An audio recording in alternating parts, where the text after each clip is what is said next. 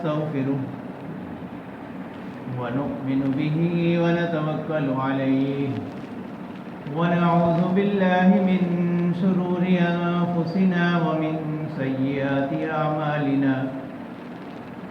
من يهد الله فلا مضل له ومن يضلل فلا هادي له ونشهد أن لا إله إلا الله وحده لا شريك له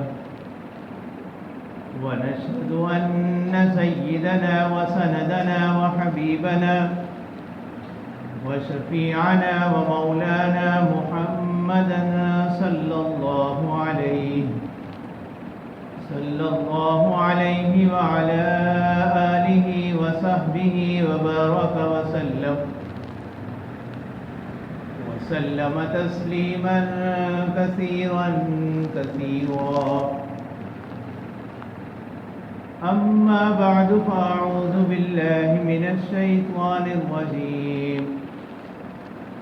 بسم الله الرحمن الرحيم وقد قال الله تعالى في كلامه المجيد والفرقان الحميد وما أرسلناك إلا رحمة للعالمين وقال النبي عليه الصلاة والسلام من لا يرحم لا يرحم أو كما قال عليه الصلاة والسلام صدق الله مولانا العظيم وصدق رسوله النبي الكريم ونحن على ذلك لمن الشاهدين والشاكرين والحمد لله رب العالمين. عزیزان محترم، اللہ تبارک و تعالی نے نبی اکرم صلی اللہ علیہ وسلم کی ذات مبارکہ کو زندگی گزارنے کے لیے اسوہ حسنہ قرار دیا، نمونہ عمل قرار دیا. اب کوئی بھی شخص اپنی زندگی کے کسی بھی معاملے کے اندر کسی بھی مرحلے پر اسے جو بھی دشواری پیش آئے اس کی رہنمائی نبی اکرم صلی اللہ علیہ وسلم کی سیرت طیبہ کے اندر، آپ صلی اللہ علیہ وسلم کے مبارک طریقوں کے اندر موجود، اور اسی چیز کی اللہ تبارک و تعالی نے مومنین کو اتباع کرنے کا حکم دیا. اب یہ جو آیت مبارکہ تلاوت کی گئی، اس کے اندر اللہ تبارک و تعالی نے آپ صلی اللہ علیہ وسلم کی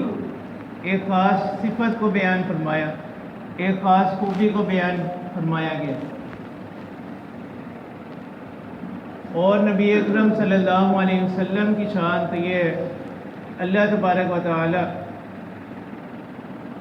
قرآن مجید میں فرماتے ہیں کہ اے پیغمبر صلی اللہ علیہ وسلم، ہم نے آپ کو تمام جہانوں کے لیے، تو اس میں ذرا غور فرمائیں کہ اللہ تبارک و تعالی نے یہ نہیں فرمایا کہ ہم نے آپ کو صرف مسلمانوں کے لیے، صرف انسانوں کے لیے نہیں، بلکہ اللہ تبارک و تعالی نے فرمایا کہ اے پیغمبر صلی اللہ علیہ وسلم، ہم نے آپ کو تمام جہانوں کے لیے رحمت بنا کر بھیجا. چاہے کوئی اس کا تعلق انسانوں سے ہو، جنات سے ہو، یہاں تک کہ جانور، ان کے لیے بھی اللہ تبارک و تعالی نے آپ صلی اللہ علیہ وسلم کی ذات مبارکہ کو رحمت بنا کر بھیجا. اور آپ علیہ السلام کی شان تو یہ ہے، جیسا کہ حضرت حسان بن ثابت رضی اللہ تعالیٰ عنہ فرماتے ہیں کأنک قد خلقت کما تشاء، کہ جیسا آپ صلی اللہ علیہ وسلم نے چاہا ویسا آپ کو اللہ تبارک و تعالی نے بنا دیا. گویا کہ اللہ تبارک و تعالی نے آپ صلی اللہ علیہ وسلم کی مشیت پر، آپ صلی اللہ علیہ وسلم کی چاہت پر صفت رحمت آپ صلی اللہ علیہ وسلم کے اندر رکھی، اور قرآن مجید میں ہی اللہ تبارک و تعالیٰ فرماتے ہیں کہ یہ اللہ تعالیٰ ہی کی رحمت ہے اے پیغمبر صلی اللہ علیہ وسلم کہ آپ لوگوں کے لیے نرم، آپ لوگوں کے ساتھ نرمی والا معاملہ کرتے ہیں، آسانی والا معاملہ کرتے ہیں، سہولت والا معاملہ کرتے ہیں۔ اور خود آپ صلی اللہ علیہ وسلم نے بھی فرمایا کہ لوگوں کو تنگیوں میں مت ڈالو، لوگوں کو آزمائشوں میں، سختیوں میں مت ڈالو، بلکہ لوگوں کے ساتھ آسانی والا معاملہ کرو، لوگوں کے ساتھ سہولت والا معاملہ کرو۔ بشروا ولا تنفروا، کہ آپس میں ایک دوسرے کو، لوگوں کو خوشخبریاں سناؤ، ان کو خیر کی باتیں پہنچاؤ۔ ولا تنفروا، اور ایسی باتیں مت کرو جس سے لوگ تم سے دور ہو جائیں، لوگ تم سے نفرت کرنے لگیں،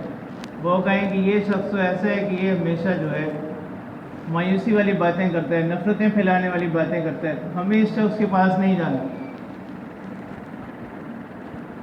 تو اللہ تبارک و تعالیٰ فرماتے ہیں کہ اگر آپ بھی سخت وہ ہوتے، سختی سے بات کرنے والے ہوتے، تو یہ جو جماعت آپ کے ارد گرد ہے حضرات صحابہ کی، تو یہ لوگ آپ سے دور ہو جاتے، یہ لوگ کبھی بھی آپ کے پاس نہ آتے۔ تو یہ جو آپ صلی اللہ علیہ وسلم کی صفت رحمت ہے، تو یہ معاشرے کے تمام طبقات کے لیے آپ صلی اللہ علیہ وسلم کی زندگی میں، آپ صلی اللہ علیہ وسلم کی سیرت طیبہ میں ہمیں یہ نظر آتی ہے۔ یتیم لوگ جو کہ اس معاشرے کا سب سے محروم طبقہ سمجھے جاتے تھے، کہ ہر شخص وہ جب وفات پا جاتا، اس کا کوئی بچہ جو یتیم ہو جاتا، اس کے جو قریبی رشتہ دار ہوتے وہ معاشرے کو دکھانے کے لیے اسے اپنی کفالت میں تو لے لیتے، لیکن وہ اس کا سارا مال اپنے قبضے میں لے کر اس کو بس بھٹکتا ہوا چھوڑ دیتے، اس کی طرف کوئی توجہ نہ دیتے، وہ پھر معاشرے کے آسرے پر ہی ہوتا جیسی اس کی زندگی گزر گئی۔ لیکن اللہ تبارک و تعالیٰ نے آپ صلی اللہ علیہ وسلم کی شان یہ بنائی، آپ صلی اللہ علیہ وسلم کی صفت یہ بنائی، آپ کا لقب جو اردو نعت خواں حضرات ہیں انہوں نے آپ صلی اللہ علیہ وسلم کو یتیموں کا والی لقب دی، کہ یتیموں کی سرپرستی کرنے والا، یتیموں کی رہنمائی کرنے والا، ان کی دیکھ بھال کرنے والا۔ اور آپ صلی اللہ علیہ وسلم نے یتیموں کے حقوق دیے باقاعدہ ان کو۔ تو دین اسلام یہ صرف نماز روزے کا، عبادات کا نام نہیں، بلکہ دین اسلام جو ہے وہ زندگی کے تمام مراحل کیسے گزارنے ہیں اور وہ کس طرح سے گزارنے ہیں، ان میں دین اسلام ہماری رہنمائی کرتا ہے، اور ان کو انہی تعلیمات کے مطابق گزارنا، یہی دین اسلام کی تعلیم ہے۔ آپ صلی اللہ علیہ وسلم نے فرمایا انا وکافل الیتیم کہاتین، کہ میں اور یتیم کی کفالت کرنے والا ہم دونوں اس طرح ہوں گے، جس طرح یہ دونوں انگلیاں ساتھ ہیں اسی طرح جنت میں ہم دونوں ساتھ ہوں گے۔ آپ صلی اللہ علیہ وسلم نے باقاعدہ ماحول بنایا، لوگوں کو ترغیب دی کہ وہ یتیموں کے ساتھ اچھا سلوک کریں، یتیموں کی خیر خواہی کریں۔ ایک اور حدیث مبارکہ کا مفہوم ہے کہ جو شخص وہ شفقت کے ساتھ، مہربانی کے ساتھ کسی یتیم کے سر پر ہاتھ پھیرتا ہے، تو جتنے بال اس کے ہاتھ کے نیچے آتے ہیں اللہ تبارک و تعالیٰ اس شخص کے اتنے گناہوں کو معاف فرما دیں۔ اتنی آپ صلی اللہ علیہ وسلم نے اس عمل کی ترغیب دی، اور قرآن مجید میں اس چیز کو باقاعدہ جو کفار ہے ان کی ایک بری عادت یہی بیان کی گئی کہ وہ یتیموں کو کھانا کھلانے کی ترغیب نہیں دیتے، یتیموں کو کھانا کھلانے کی طرف توجہ نہیں دیتے۔ یہ جو ابو جہل وغیرہ لوگ تھے یہ ایسے ہی کرتے کہ جس وقت کوئی بچہ یتیم ہو جاتا یہ اس کو اپنی کفالت میں لے لیتے، اس کو اپنی پرورش میں لے لیتے، لیکن اس کا سارا مال اپنے قبضے میں لے کر اس کو بالکل تنہا چھوڑ دیتے۔ دوسرا طبقہ اس معاشرے کے اندر جو انتہائی بری حالت میں تھا وہ غلام، کہ لوگ غلاموں کے ساتھ انسانیت سے بھی گرا ہوا سلوک کرتے تھے، وہ ان کو اپنی ذاتی ملکیت سمجھتے، جانوروں سے بھی برا سلوک ان کے ساتھ کیا جاتا۔ تو آپ صلی اللہ علیہ وسلم نے معاشرے کے اس کمزور طبقے کو، معاشرے کے اس کمزور حصے کو حقوق ادا کیے، اور وہ وقت کہ جس وقت آپ صلی اللہ علیہ وسلم کا ظاہری وصال ہوا اس دنیا سے، آپ صلی اللہ علیہ وسلم یہاں سے تشریف لے جا رہے ہیں، اس وقت بھی آپ صلی اللہ علیہ وسلم نے دو باتوں کی خاص طور پر تعلیم دی، اور آپ علیہ السلام کی زبان مبارک پر یہی کلمات جاری تھے، الصلاۃ وما ملکت ایمانکم، کہ نماز اور جن لوگوں کے تمہارے دائیں ہاتھ مالک، یعنی جو لوگ تمہارے غلام ہیں۔ اسی وجہ سے شریعت مبارکہ نے بہت سے گناہوں کا کفارہ، بہت سے کام جو انسان کر لیتا ہے ان کے کفارے کے اندر غلام آزاد کرنے کا حکم دیا کہ غلام آزاد کریں۔ تو آپ صلی اللہ علیہ وسلم نے اس رسم کو ختم کیا، اور آپ صلی اللہ علیہ وسلم نے فرمایا انہیں وہی کھلاؤ جو تم خود کھاتے ہو، اور انہیں وہی پہناؤ جو تم لوگ خود پہنتے ہو۔ حضرت انس رضی اللہ تعالیٰ عنہ فرماتے ہیں کہ آپ صلی اللہ علیہ وسلم کا میں خادم تھا، میں آپ صلی اللہ علیہ وسلم کی خدمت کیا کرتا تھا، تو 10 سال میں نے آپ صلی اللہ علیہ وسلم کی خدمت کی، تو کبھی بھی ایسا نہیں ہوا کہ آپ علیہ السلام نے کسی کام پر مجھے ڈانٹا ہو، یا کوئی کام جو میں نے نہیں کیا اس پر آپ صلی اللہ علیہ وسلم نے مجھے سختی کی۔ تو آپ صلی اللہ علیہ وسلم نے ان لوگوں کو حقوق ادا کیے۔ اب آج ہمارے لیے سبق ہے کہ وہ لوگ جو ہمارے ماتحت ہیں، کہ جن کے اوپر ہمیں اللہ تعالیٰ نے نگران بنائے، جو ہمارے ماتحت لوگ ہیں، ان کے ساتھ ہم کیسا سلوک کرتے ہیں، ان کے ساتھ کیسا معاملہ کرتے ہیں، اچھائی والا معاملہ کرتے ہیں، کیسا معاملہ کرتے ہیں۔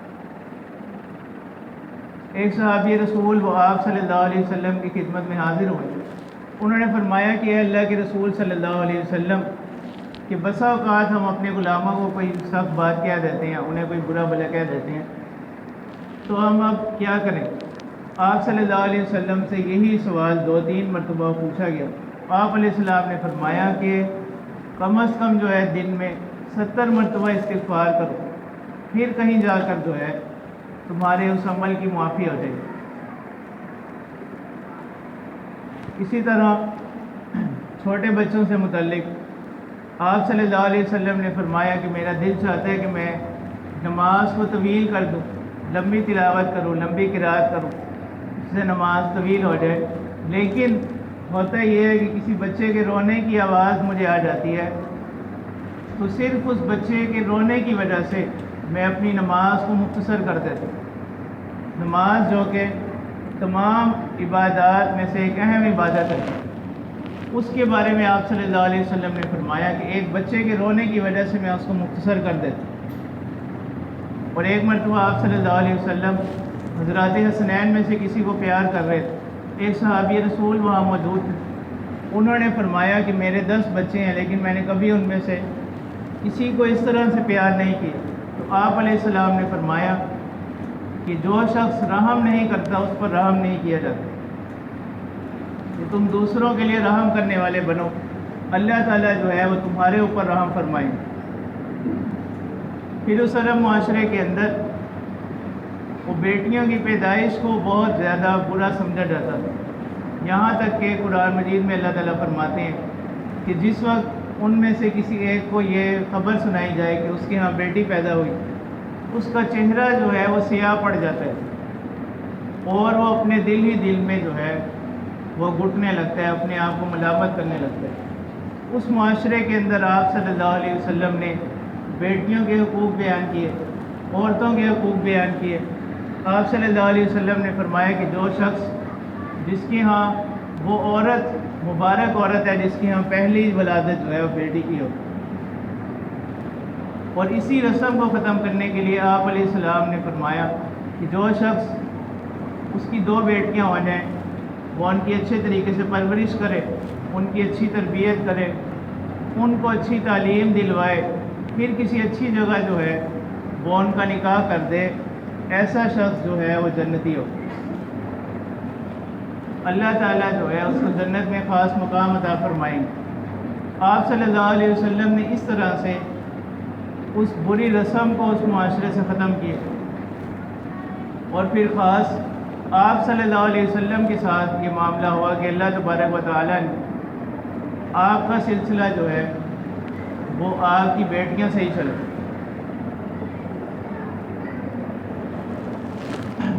اور بیویوں کو اس معاشرے میں انتہائی برا سمجھا جاتا تھا کہ جس وقت کسی عورت کا شوہر وفات پا جاتا اس کو کوئی پوچھنے والا نہ ہوتا، اس کے خاندان میں سے اب جو شخص چاہتا وہ اس کو اپنے ساتھ رکھ لیتا، وہ وراثت میں باقاعدہ تقسیم ہوتی تھی۔ آپ صلی اللہ علیہ وسلم نے عورتوں کے حقوق بیان فرمائے، ان کو حقوق دیے، اور آپ علیہ السلام نے فرمایا کہ لا تضربوا اماء اللہ، اللہ کی یہ جو بندیاں ہیں ان کو مارو مت۔ عورتوں کو مارنے سے منع کیا گیا، جو کہ اس معاشرے کے اندر ایک عام سی بات ہے، اور آپ علیہ السلام نے فرمایا کہ اپنی عورتوں کو وہی چیز پہناؤ جیسا تم خود پہنتے،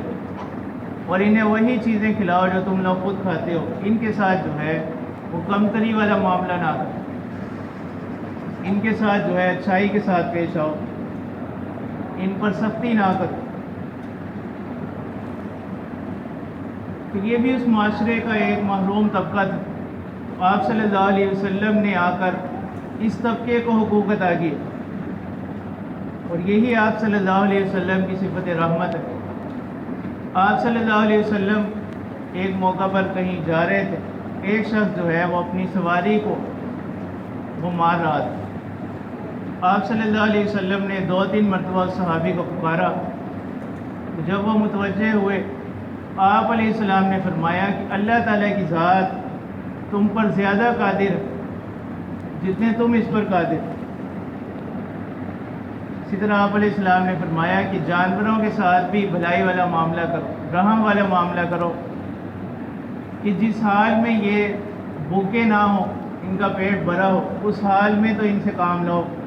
اور جس وقت جو ہے ان کو چھوڑو اس وقت بھی بالکل اس حالت میں نہ چھوڑو کہ اب اس کی بالکل ہی بس ہو چکی ہے، اب تم بھی کہو کہ ہم بس کرتے ہیں، بلکہ ابھی اسی حالت میں اس کو چھوڑ دو کہ اس کے اندر کچھ طاقت ابھی باقی ہو، کچھ صلاحیت اس میں باقی ہو۔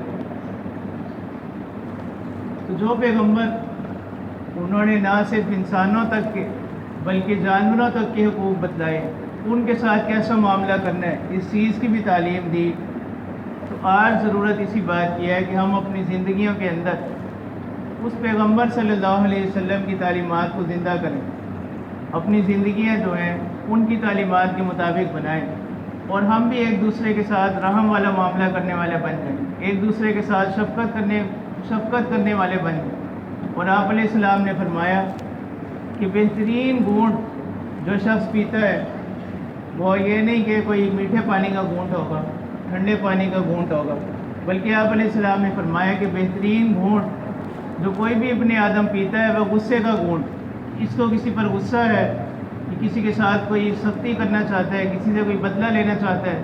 لیکن یہ صرف اللہ تعالیٰ کی رضا کے لیے اس کو معاف کر دیتا ہے۔ اور آپ علیہ السلام نے فرمایا کہ طاقتور شخص وہ نہیں جو مقابلے کے وقت دوسرے کو شکست دے دے، بلکہ اصل طاقتور شخص وہ ہے جس کو کسی پر غصہ ہے، وہ کسی سے انتقام لینا چاہتا ہے، اور وہ انتقام کی قدرت بھی رکھتا ہے۔ ایک تو یہ نا کہ کسی اور وجہ سے وہ خاموش ہو جائے، اگلا بندہ جو ہے وہ طاقت میں اس سے بہت زیادہ ہے، مالی اعتبار سے اس سے بہت زیادہ ہے، یہ نہیں، بلکہ وہ اس پر انتقام کی قدرت بھی رکھتا ہے کہ دوسرے سے اپنا بدلہ بھی لے سکتا ہے، لیکن اس کے باوجود یہ شخص اس کو معاف کر دیتا ہے، اپنے غصے کا اظہار نہیں کرتا۔ آپ علیہ السلام نے فرمایا کہ یہ شخص اصل پہلوان جو ہے، اصل طاقتور شخص جو ہے وہ یہ شخص جو اپنے غصے کے باوجود، انتقام کی قدرت کے باوجود اپنا بدلہ نہیں لیتا۔ اسی طرح جو ہے آپ صلی اللہ علیہ وسلم کی صفت رحمت میں سے یہ بھی ہے کہ ہم چھوٹی چھوٹی باتوں پر اپنے بھائیوں کے ساتھ، اپنے رشتہ داروں کے ساتھ ناراضگیاں نہ رکھیں۔ روایات میں آتا ہے کہ غالباً پیر یا جمعرات کے دن اعمال پیش کیے جاتے ہیں اور تمام لوگوں کی مغفرت کر دی جاتی ہے، سوائے ان 2 لوگوں کے، ان کا معاملہ چھوڑ دیا جاتا ہے۔ اور وہ 2 لوگ کون سے ہیں؟ وہ دو لوگ، وہ دو مسلمان بھائی جو آپس میں ایک دوسرے کے بارے میں دل میں نفرت کے جذبات رکھتے ہوں، دل میں ایک دوسرے کے لیے نفرت رکھتے ہوں، یا کسی کے ساتھ کوئی تلخی ہو گئی ہے، کوئی سخت کلامی ہو گئی ہے، لیکن وہ ابھی تک دل میں بات رکھے ہوئے ہیں، اللہ تعالیٰ فرماتے ہیں کہ ان کی ابھی مغفرت نہ کرو، ان کا معاملہ ابھی چھوڑ دو، یہاں تک کہ ایک دوسرے کے ساتھ صلح کر لیں، اس وقت تک کے لیے ان کا معاملہ چھوڑ دیا جاتا ہے۔ اسی طرح یہ سلسلہ پھر چلتا رہتا ہے۔ تو آج ہمیں سب سے زیادہ جو ہے وہ اسی چیز کی ضرورت ہے۔ آپ صلی اللہ علیہ وسلم کے جو مبارک طریقے ہیں، آپ صلی اللہ علیہ وسلم کی یہ جو مبارک تعلیمات ہیں، ان کو اپنی زندگیوں میں اپنائیں۔ اللہ تبارک و تعالی جو ہے اس کی برکت سے ہماری دنیا میں بھی آسانیاں پیدا فرمائیں گے اور آخرت کی منازل بھی ہمارے لیے آسان فرما دیں گے۔ تو دعا ہے کہ اللہ پاک عمل کی توفیق عطا فرمائے۔ آمین۔ وآخر دعوانا ان الحمد للہ رب العالمین۔